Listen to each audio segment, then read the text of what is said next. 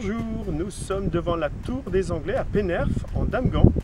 Un bâtiment emblématique pour notre territoire, puisque cette Tour des Anglais, c'est une ancienne tour à feu. D'ailleurs, c'est la seule qui reste, a priori, sur le littoral atlantique. Ancienne tour à feu parce que sur le toit, eh bien, au Moyen-Âge, on faisait un feu qui était entretenu dans des cheminées à l'intérieur du bâtiment. Et donc, ça se permettait aux marins d'entrer dans la rivière de Pennerf et de rejoindre donc le port de Pennerf.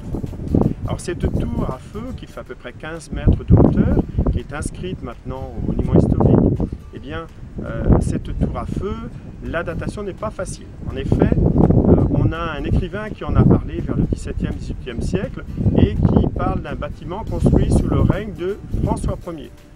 François Ier, par contre, on ne précise pas si c'est le duc de Bretagne, donc vers le XVe siècle, au milieu, ou au début du XVIe siècle, François Ier, le roi de France. Toujours est-il que ce bâtiment possède une architecture militaire et en particulier des mâchicoulis qu'on retrouve tout en haut de la tour.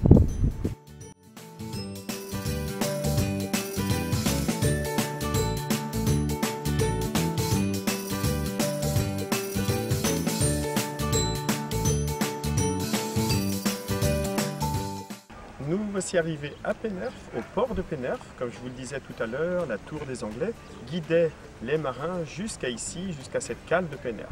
Il faut savoir que ce port de Pennerf, c'était un des ports principaux au XVIe siècle en Bretagne, le quatrième port de Bretagne au XVIe siècle.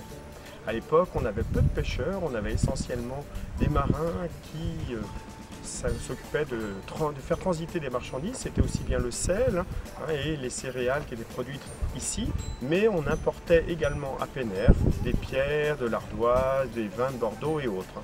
Et donc c'était la période florissante pour Pennerf, donc ce XVIe siècle.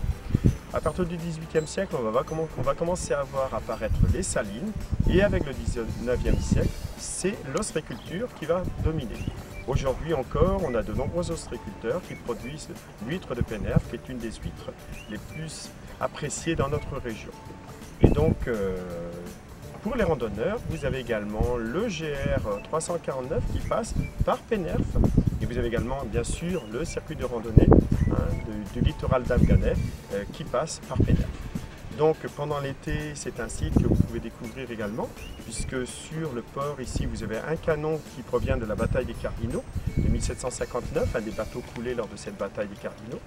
Et puis évidemment, vous avez l'église de Pennerf, qui est une des églises les plus sympathiques, on va dire, les plus remarquables, puisque c'est une église de marins. À l'intérieur, on trouve et des ex-voto, on trouve une mosaïque, on trouve des vitraux de Marguerite Curé, donc c'est vraiment un site à découvrir. Donc je ne peux que vous inciter à revenir pendant l'été pour mes visites et pour mes circuits du patrimoine, et je vous dis donc à très bientôt.